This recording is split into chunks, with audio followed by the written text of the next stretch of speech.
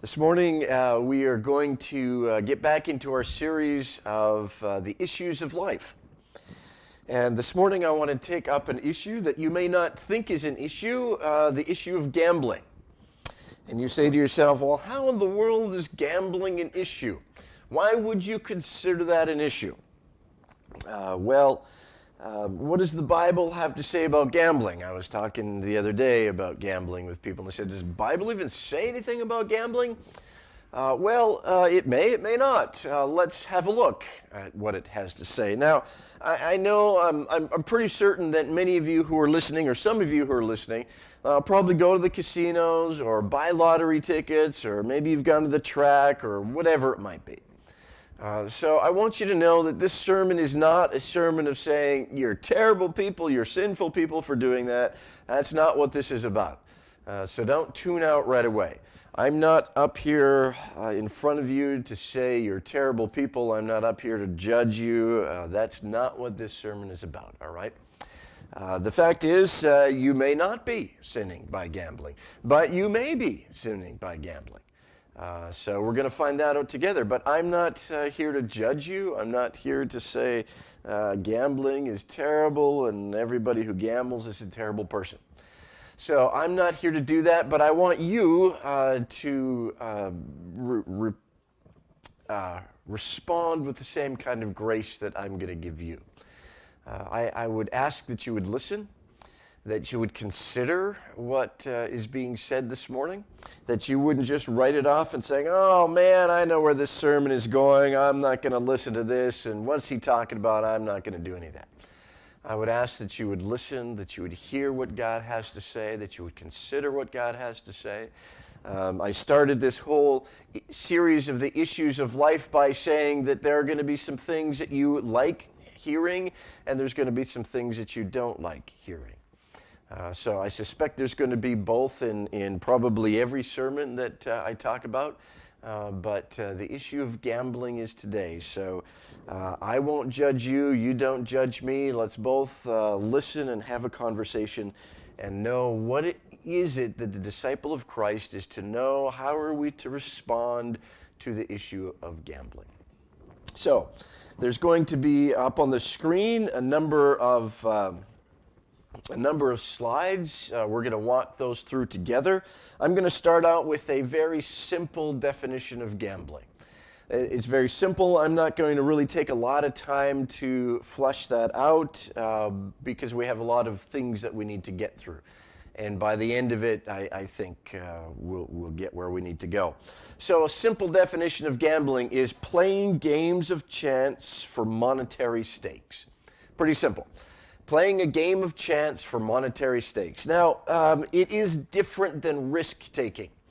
Gambling and risk are different. There's risk, obviously, in gambling, but risk-taking is different than playing games of chance for monetary stakes. Because the reality is there's risk in everything. There's risk in crossing the street. There's risk in stepping on a plane. There's risk in driving. There's risk in foods you eat. There's risk in playing sports. There's risk in everything that you do. Those of you who will drive to church this morning for the in-person service, there's a risk that something could happen. At the church service, there's a risk. There's risk in everything that we do. There's an element of chance in all of these things. Chance that something might go wrong. There's a chance you might get sick. There's a chance the procedure won't work. There's a chance that you might get hurt. There's a chance that whatever. But that's reasonable, manageable risk. That's not gambling. Gambling is a different thing. It's not a gamble. You aren't gambling when you get into your car and you put your seatbelt on and you drive. I mean, you mitigate risk by following the laws of the road, staying within the lines, not going too fast or too slow. You mitigate risk that way. We mitigate risk when we make investments. You could say, well, maybe investments are gambling, but we mitigate investments by, you have people who understand investments, who understand markets, who all of that kind of thing. So risk is different than gambling. Gambling is simply playing games of chance for monetary stakes. So, why is it an issue? Why is it possible that you might be sinning? And I say, why is it possible that you might be sinning, might be wrong for gambling? Well, there's three reasons, really. I'm going to look at societal reasons, moral reasons, and biblical reasons for gambling. So, let's just take a look at, let's just begin with a number of statistics, okay? Societal reasons or social reasons for perhaps not gambling. In 2021, the total sports betting, so betting on sports, sports revenue in the United States reached $4.33 billion. Which does not include lotteries, okay? So just sports betting. Betting on horses, betting on basketball, betting on soccer, betting on football, betting on baseball, whatever it might be. $4.33 billion in the United States. Of course, Las Vegas being famed for casinos, that's the place to go to gamble. It's no surprise that gaming revenue in Nevada amounted to $8.45 billion in 2021. That's up from the previous year of $6.75 billion. So in 2021, the revenue of gambling was $8.45 billion. In 2020, it was $6.75 billion. So, 1.3 something billion dollars more last year than the year before. Out of all the visitors heading to Las Vegas in 2021, 73% were there only to gamble. So they went there for the specific purpose of gambling. 73% of people who go to Vegas go to gamble. The gross gaming revenue of the gambling industry in the United States exceeded $60 billion in 2022. And the segment that generated the highest revenue was casino, slots, and table games, with a revenue of $47.83 billion. So gambling is an issue in the United States. $66 billion in gambling, or $60 billion in gambling revenue in 2022. That would pay off a lot of debt. I'd like to know what we do with that, those billions of dollars. So just casino and slot games were $47.83 billion. That's unfathomable.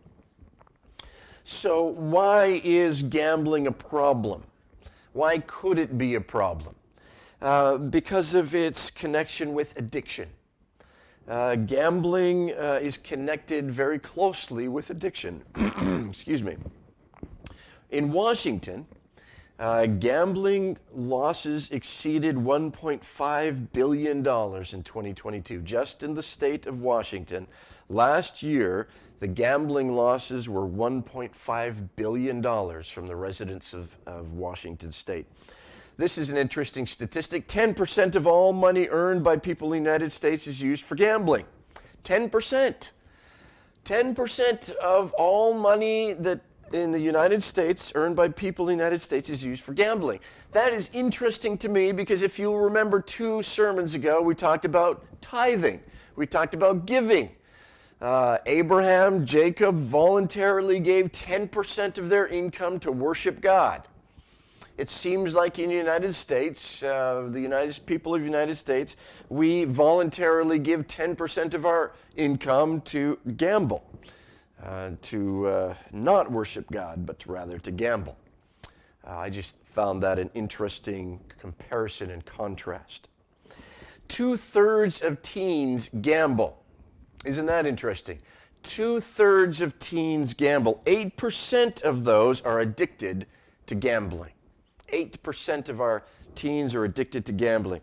1%, or 3.3 million people, of the population, 3.3 million people are addicted to gambling in the United States. 3.3 million people.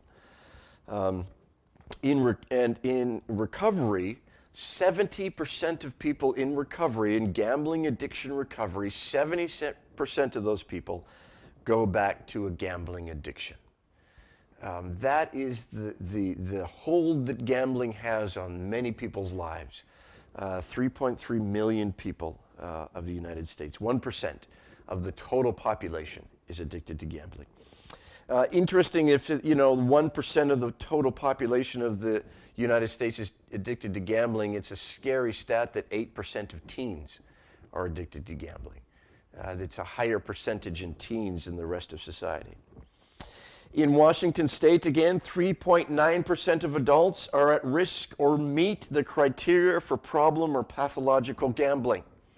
That's 300,000 people in the state of Washington are at risk for or meet the criteria for problem or pathological gambling. They're addicted to gambling.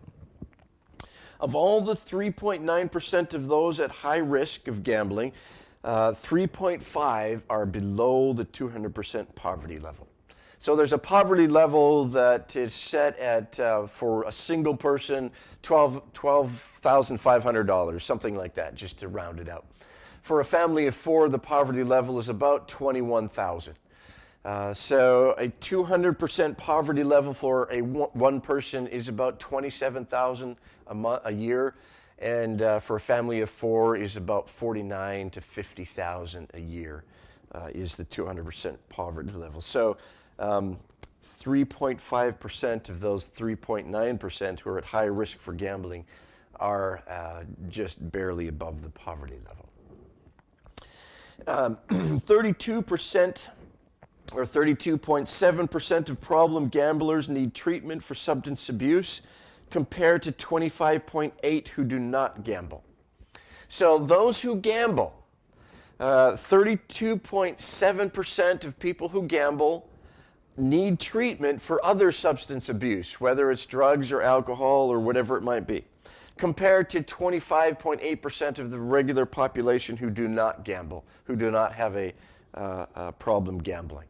So problem gamblers have a greater percentage to be alcoholics or addicted to drugs. 33% of problem gamblers smoke.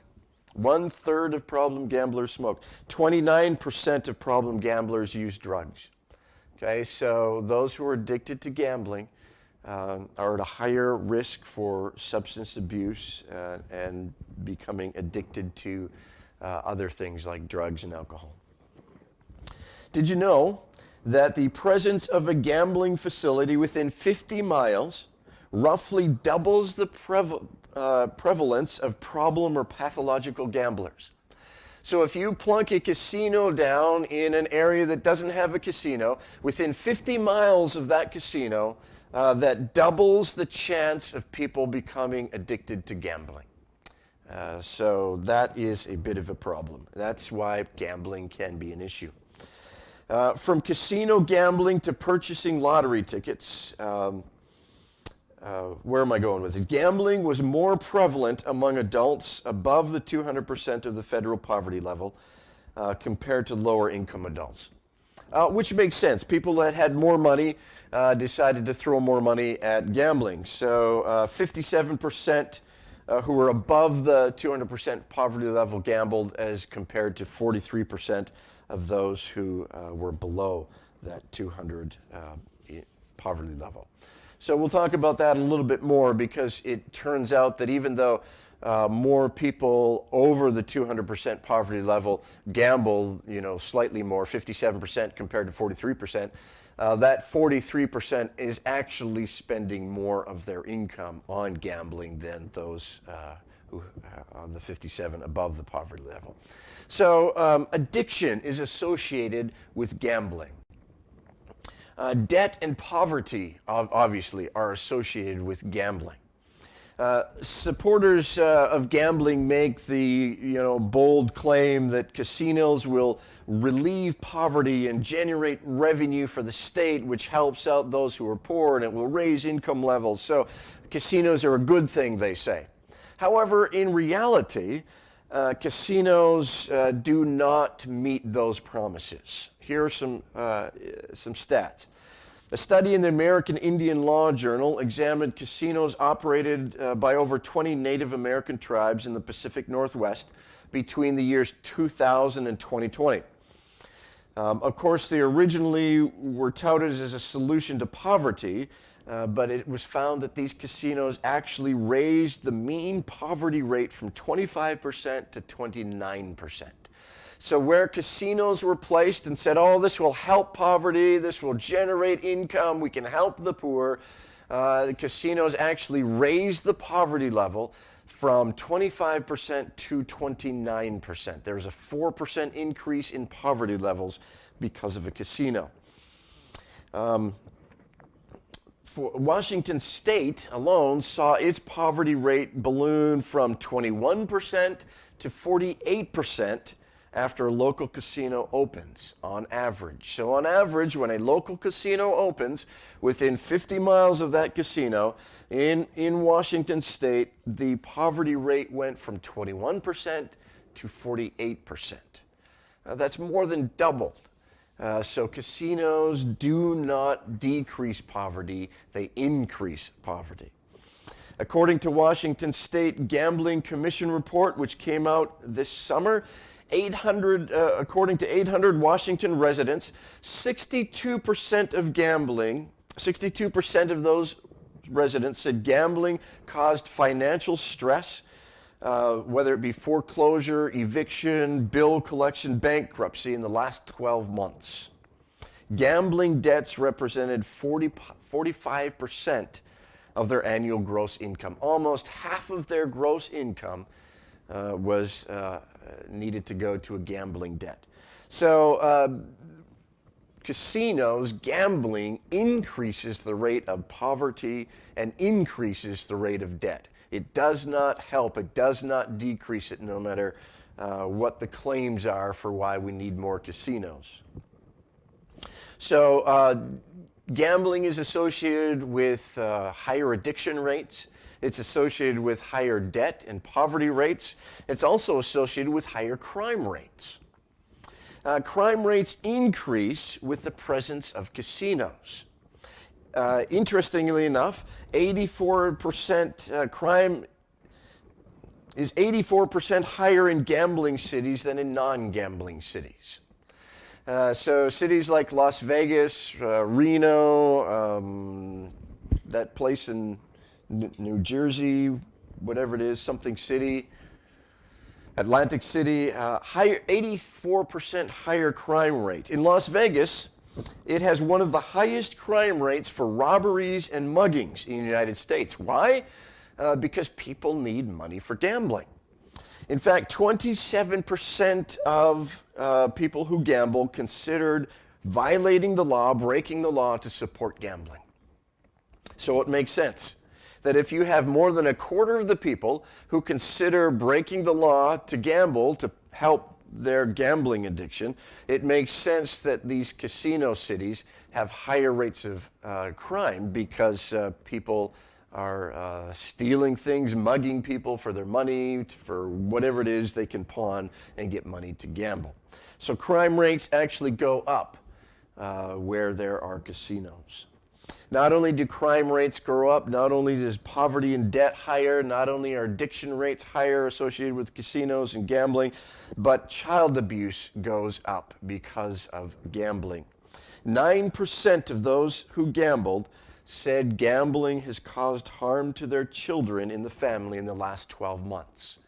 That's almost 1 in 10 who gambles have said it has harmed their children in some way, whether they came back home angry or abusive or whatever it was, took money from their children, took their children's stuff, yelled at, whatever it is.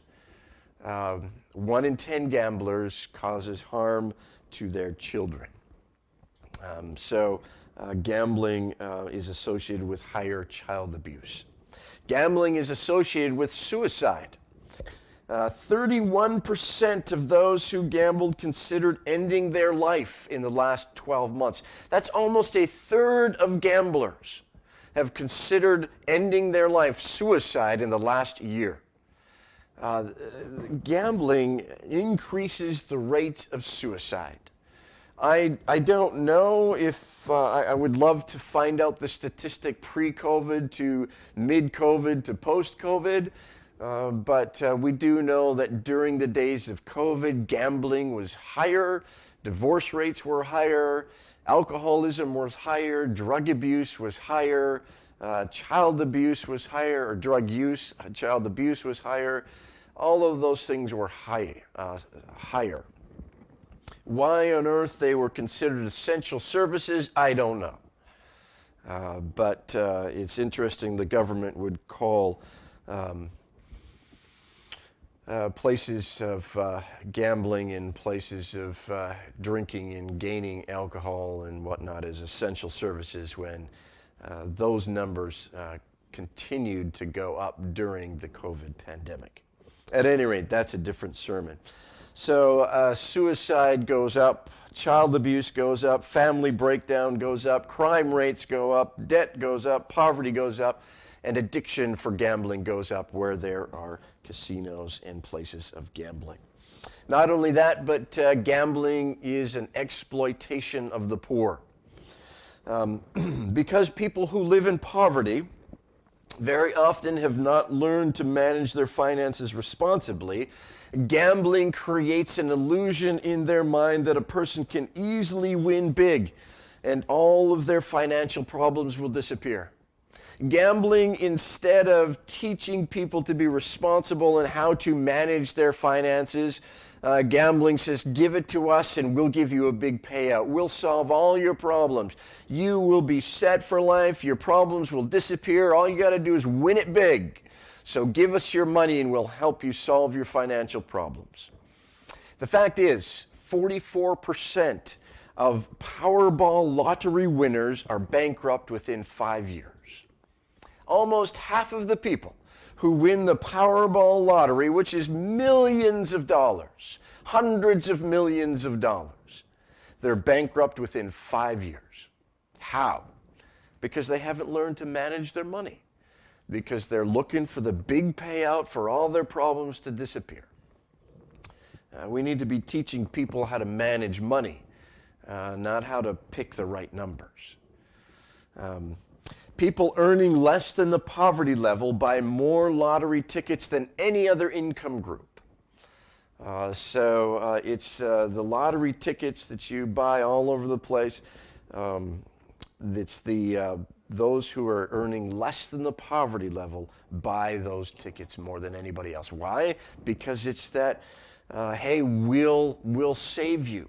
We'll end your poverty. We'll pay all your bills. You'll have no distress anymore. Buy a ticket and win big. And of course, you win that, $20, $50, $100, even, $1,000. Hey, this is a sign, I'm gonna win big the next time, so use all that money to buy more tickets. Lotteries don't help people. People in the poverty level spend 4 times as much of their income on gambling as other income groups. So even though 57% of people who gamble come from a higher income group, as opposed to 43% in the lower income group, of those lower income groups, they're spending 4 times as much of their income on gambling as any other group. 4 times as much. They can't afford to do it, but they do because of the big win. I'm going to solve all my problems through the big win. Gambling encourages that big win. One day I'll hit it big and everything will be satisfied. Everything will be solved. Gambling is that draw of, we're going to fix everything for you. Just give us your money and we'll do it for you. During 2021, during the fiscal year of 2021, Washington's gambling industry generated $3.962 billion. $3.962 billion. and they paid out $574 million.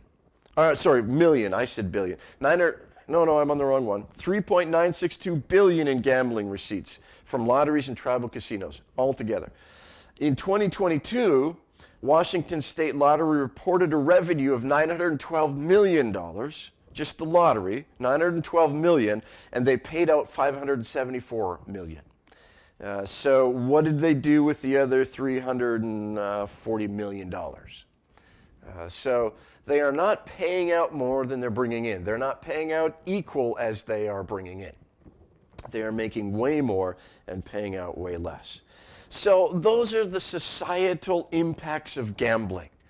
Let me just review those. There's a higher addiction rate, not only in gambling, but higher addiction rate with alcohol, with drugs, with tobacco.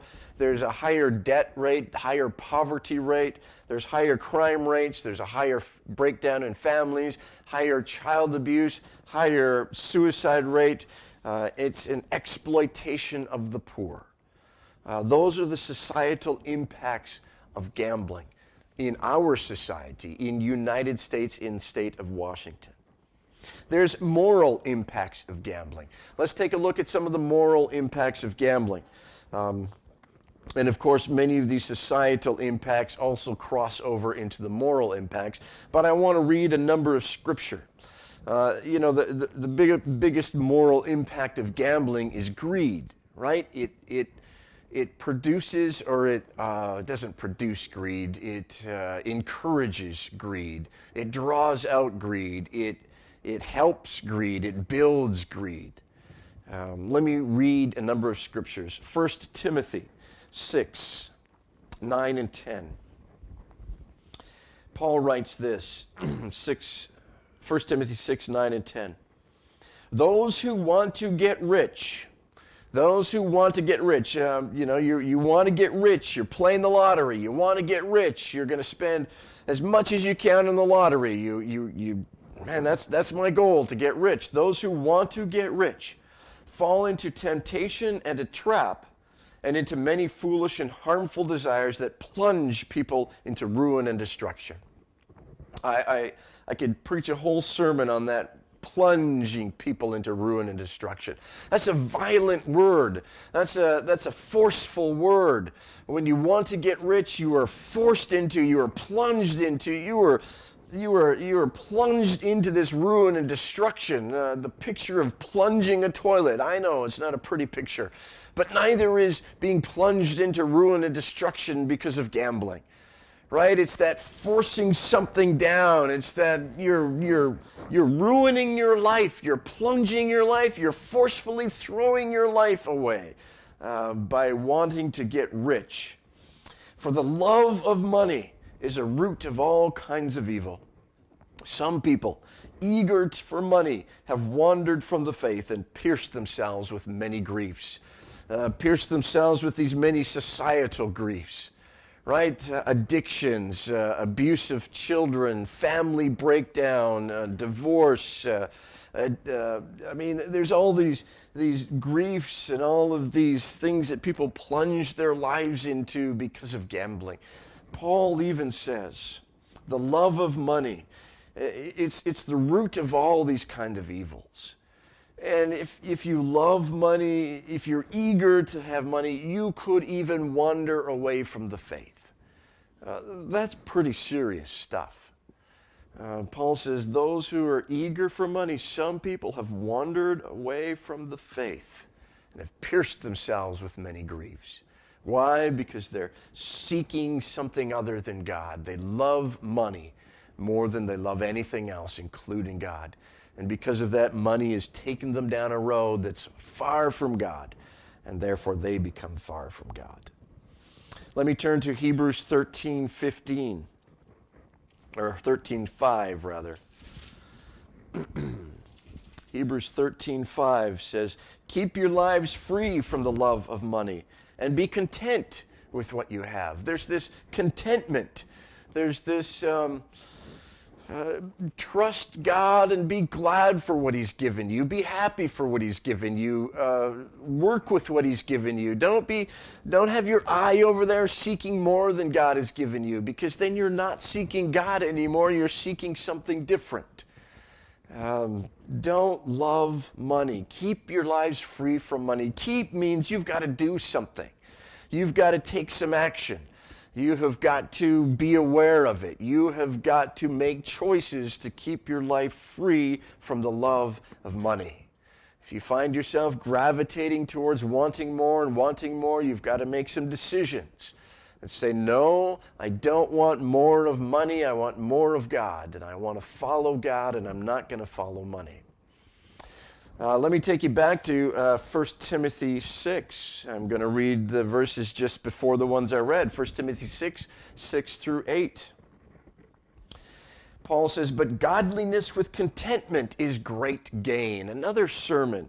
You want great gain in your life? You're not going to find it from a lottery. You're not going to find it from Powerball. You're not going to find it from the casino. You're not going to find it from sports betting. You want great gain in your life?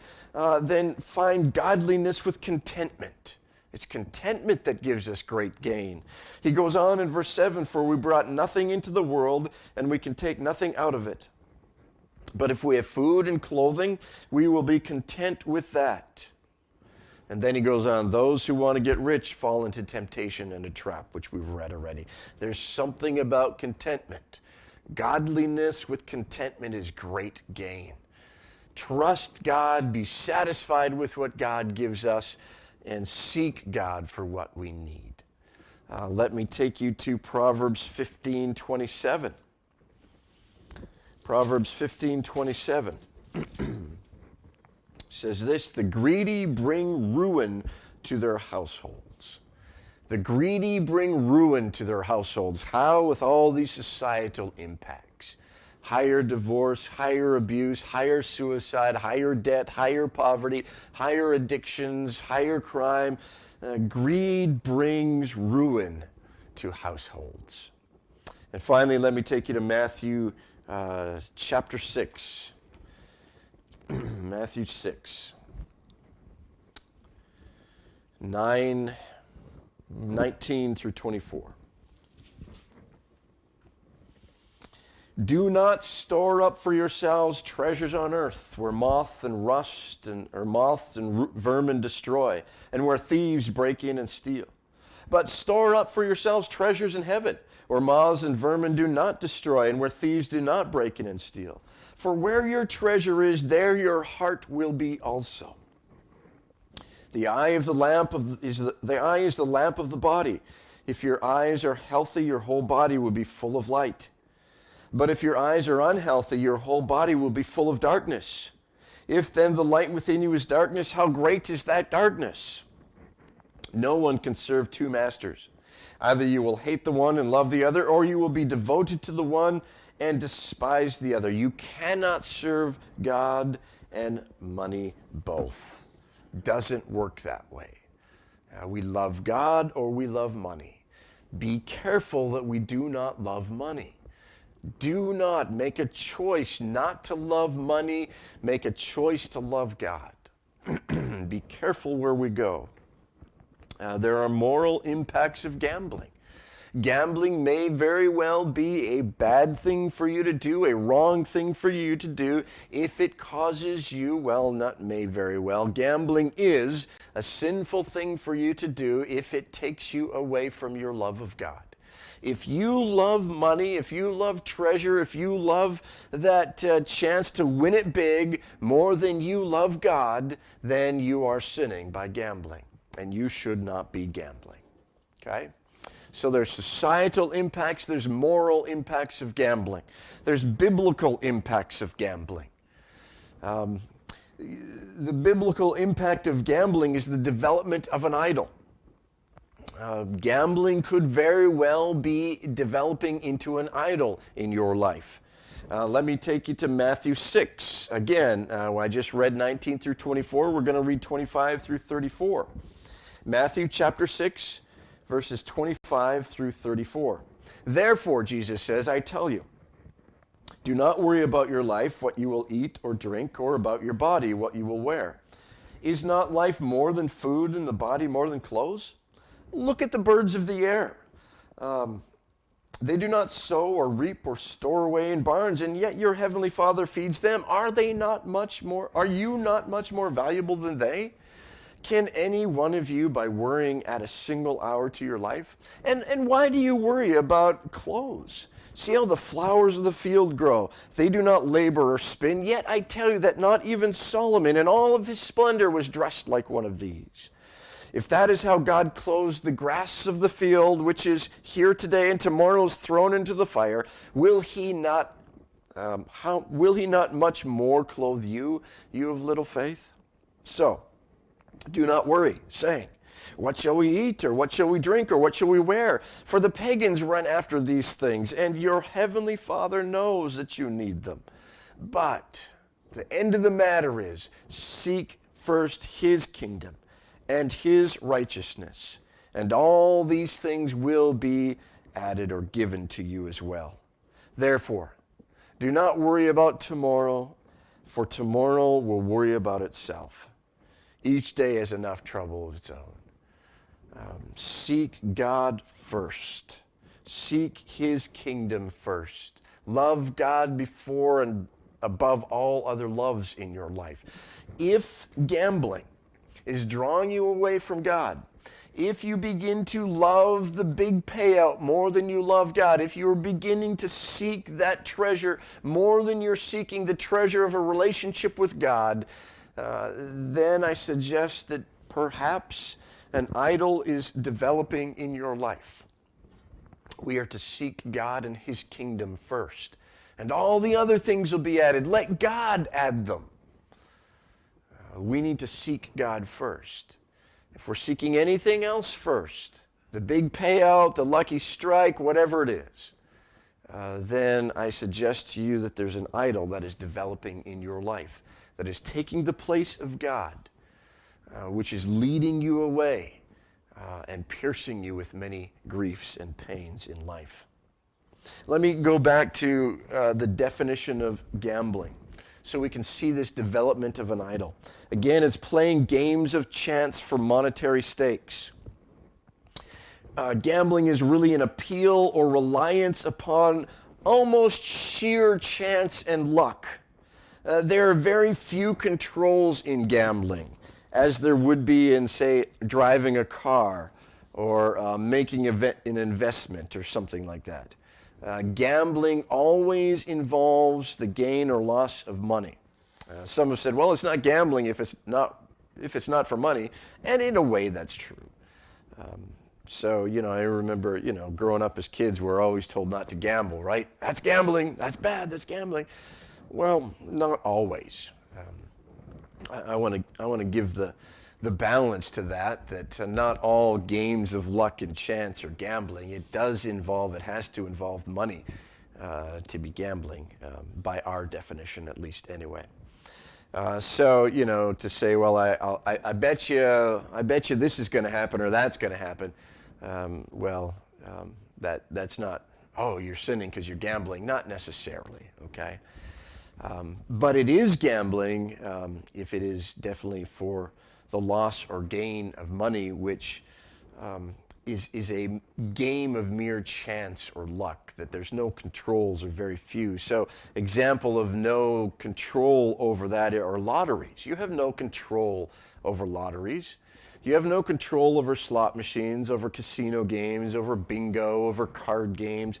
I know, it could be said that, in some card games like poker or something, you have a certain amount of skill to manage the cards, and therefore it's not really gambling. But the reality is you have no control over the cards you get. So yes, there's a certain skill in managing those cards, but it's gambling because you have no control over the cards you get that are dealt to you. It's left to chance. There's no way to mitigate the level of chance in getting those cards, other than cheating, I guess, and that's a whole different sermon, right? That's the issue of cheating.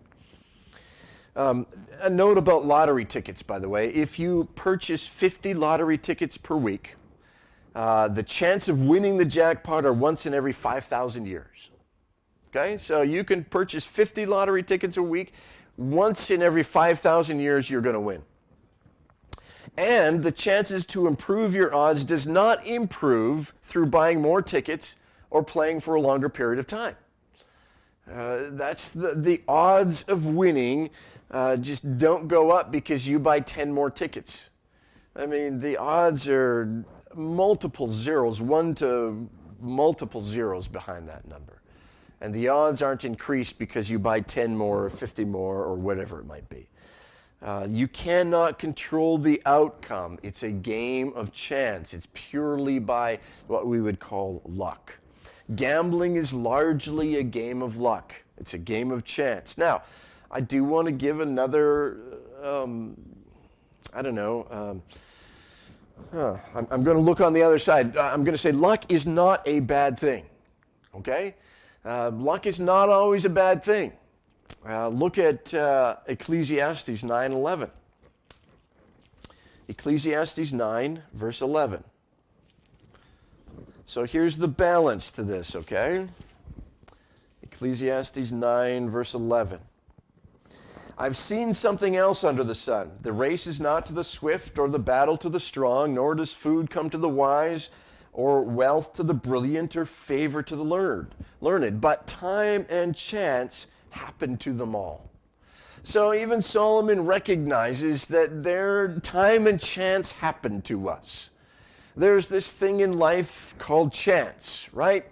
Time and chance happens to us. If we live in this fallen world, likely we're going to be the recipients of the fallen world. That's likely going to happen. It is going to happen. So time and chance do happen to us. So, it's okay. It's fair to say every once in a while, oh, well, that was a lucky putt, or that was a lucky goal, or that was a lucky guess, or that's okay. Time and chance happen to us all. Not every time someone uses the word luck are they sinning. It's time and chance happen to us all. So we can recognize that there is this thing in life called chance, and it happens to us. So luck is not a bad thing, but then again, luck is a bad thing. Why do I say that? Well, it becomes a bad thing when it becomes something you count on, or call upon, or believe in, or believe you have. When you give it power over your actions, okay? Luck is a bad thing when you call upon luck. You count upon luck. You believe you have it. It's something. It's an entity. And you believe you control it. You have it, and it has power over your actions. So you wear a lucky shirt. This is my lucky shirt. Whenever I wear this lucky shirt, so-and-so always wins. Whenever I wear this lucky shirt, my numbers show up. When I wear this lucky shirt, good things happen to me. The team always wins, good things happen. There's no such thing as a lucky shirt. Your shirt has no power over the game that's being played. Your shirt has no power over the numbers that are being picked. Your shirt has no power over what happens to you in life. If you've given your shirt power, it very well could be an idol in your life. Lucky ways or lucky actions. The team always wins when I do this ritual before the game. Or I do that. Or I always put my cleats on my left foot first and my right foot second. I always put the shin guard in the right foot first. I always make sure that when I'm putting my jersey on, I put my right arm in first. I have this lucky action, this lucky way, this lucky ritual. If you believe that you have a lucky ritual, if you believe that the way in which you put on your jersey or the way in which you sit in your chair or which chair you sit in or whatever the case might be, if you are giving this thing called luck power, then luck has become an idol in your life, and that's a problem. Your chair, your actions, your ritual has no power whatsoever about the team winning. The team doesn't even know you have a lucky chair. They don't even know you have a lucky ritual. They don't call you up and say, hey, did you do the lucky ritual? Because our game depends upon it. Doesn't matter. There's no such thing as that. There's no lucky items, rabbit's foot, horseshoes, pendants, charms. There's no such thing as lucky items. I have my lucky pin. I have my lucky brooch. I have my lucky shirt, my lucky necklace. I have my lucky whatever. There's no such thing. Whenever I wear this, good things happen to me. Well, it's not because you're wearing that. It has no power to make good things happen or bad things not happen. Lucky numbers. These are my lucky numbers. Whenever I play these numbers, I win. These are my lucky numbers. I always have lucky numbers. You might have significant numbers in your life. That's okay. But if you've given power to those numbers, that's not okay. I have significant numbers in my life that I used to always wear when I played soccer, not because they were lucky, they were just significant. When I was a kid, I met with a professional soccer player. Our Edmonton had a team, and he was from England, and John Webb was his name, and he had a certain number that he wore in his jersey, and I really liked him, and he gave me a soccer ball, so my number became that same number. So wherever I could, I got that number. Not because I think it's lucky, but because it was significant. Nowadays, I don't really care what number I wear. It just doesn't matter to me because the number on the back of my shirt, my jersey, doesn't have any bearing on how I kick the ball or receive the ball or if my team's going to win or not. There are no lucky numbers in life.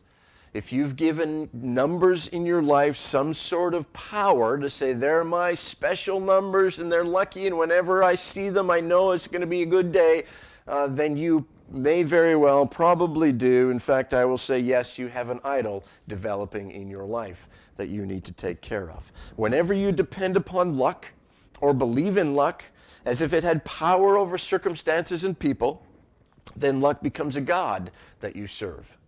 It becomes an idol.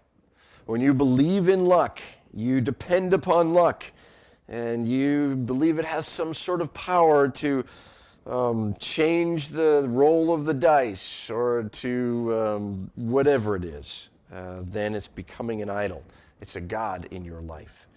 If you're going to the casino, buying lottery tickets, or whatever form of gambling takes, and you're counting on a lucky device, a lucky number, a lucky ritual, then you've made luck a god in your life. Right? I've heard people say, and you might have said, I'm a lucky person. That doesn't mean you're sinning, but it does if you think there's this thing called Lady Luck. Lady Luck smiles upon me. Well, who's that? A god in your life? Who's Lady Luck? How do you define that? Is this entity that you've given some power to? And oh, good, if Lady Luck smiles on me, then I'm going to be good. Really? Is Lady Luck a god? Lady Luck's an idol. Does luck operate outside of God's sovereignty? There's another question. Who is Lady Luck? Does Lady Luck operate outside of God's sovereignty? Is Lady Luck equal with God? Does God have to do what luck tells him to do? If you believe that you have a lucky ritual, lucky shirt, lucky articles, lucky numbers, you're a lucky person because there's this entity called luck out there, then that is likely developing into an idol in your life, and it is taking you away from the true and one God whose name is Jesus, who is sovereign over luck. If you're depending or counting on luck to win, you're likely serving an idol. Why not say, God, help me to win? Why not say, God, make the roulette wheel stop on my numbers? God, make the dice roll stop on the numbers I need. Why not say that? Because we go, oh, I don't know about that. That sounds sacrilegious. Well, what are you saying with luck? Okay, luck, blow on it or whatever your lucky ritual is. What are you saying? Oh, God of luck, be good to me, because I am serving you now by doing the ritual that pleases you. And so I'm giving you power, oh luck, over this dice and over this roll and over me. And so, oh God of luck, be good to me, and you roll. That's really what you're doing. Do you want to do that? Do you want to serve a false god? No, you don't. We want to serve the true God. So again, luck is a concept that's not bad in and of itself. You can get lucky at a card game. You can get lucky at a golf shot. You can get lucky on a guess. It doesn't mean that you're sinning or counting on luck. But if you're going to the casino to gamble with the idea of a lucky charm, a lucky number, a lucky ritual, or whatever, then you're likely serving the god of luck. You're serving an idol. If you're going just to play some games and understanding that it's just a game of chance, it's not mitigated by luck, has nothing to do with it, then you're not likely sinning. But if you've got an idea, a concept in your head that there's this God luck, there's this entity luck, there's this power called luck that I need to appease, then you are sinning. Then you've got an idol in your life. Let me take you to Isaiah. Isaiah 65, verse 11 and 12. Isaiah writes this, "But as for you who forsake the Lord and forget my holy mountain, who spread a table for fortune and fill bowls of mixed wine for destiny, I will destine you for the sword, and all of you will fall in the slaughter. For I called, but you did not answer. I spoke, and you did not listen. You did evil in my sight and chose what displeases me." You say, wait a minute, what's that all about?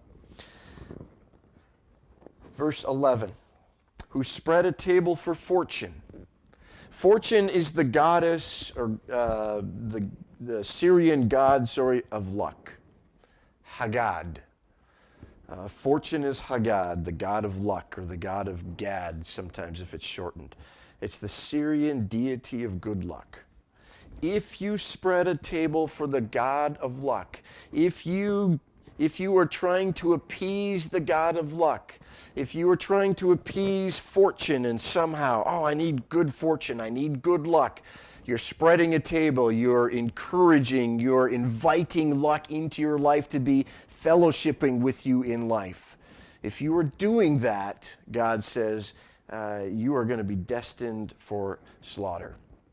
In other words, God says, I'm going to set you away. I'm going to open you up to destruction in life. Then he says, "And fill bowls of mixed wine for destiny." Destiny in your versions will likely and should be capitalized, because that's another god. The god Meni, M-E-N-I, not many as in M-A-N-Y, but M-E-N-I.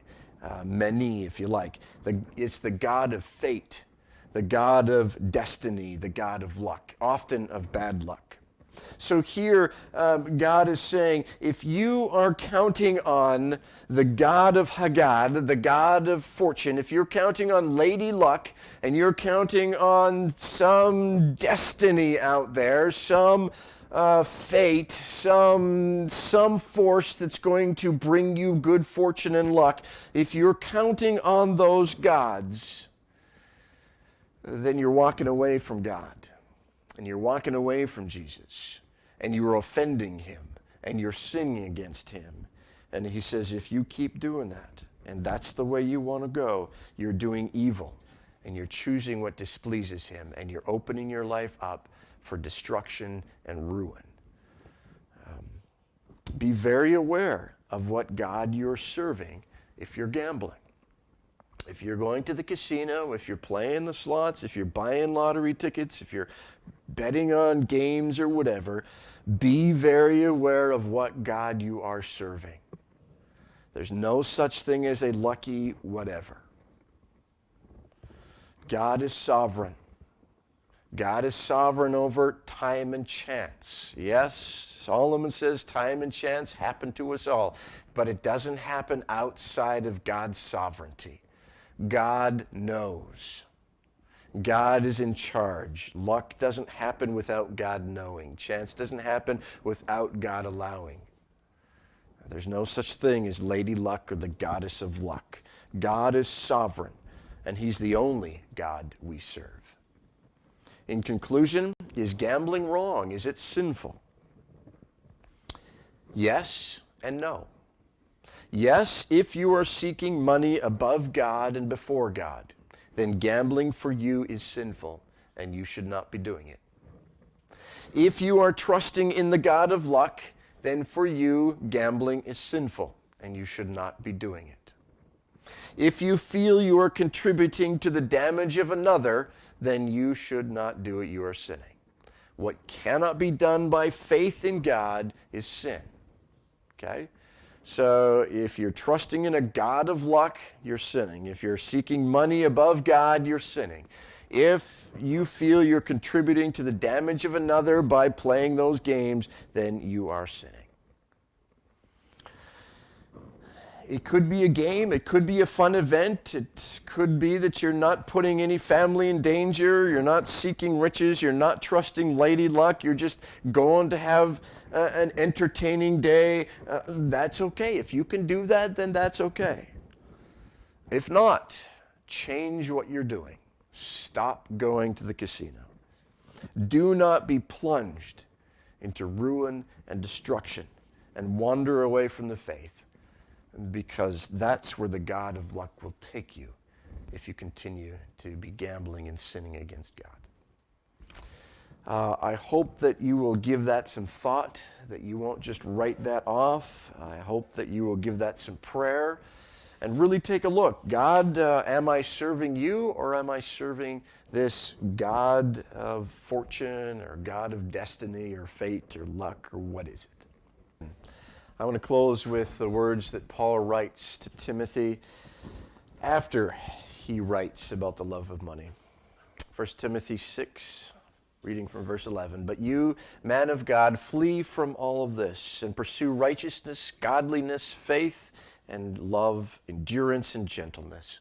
Fight the good fight of faith. Take hold of the eternal life to which you were called when you made your good confession in the presence of many witnesses. In the sight of God, who gives life to everything, and of Christ Jesus, who, while testifying before Pontius Pilate, made the good confession, I charge you to keep this command without spot or blame until the appearing of our Lord Jesus Christ, which God will bring about in his own time.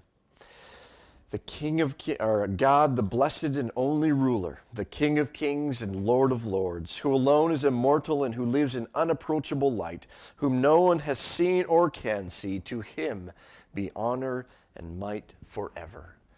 Amen.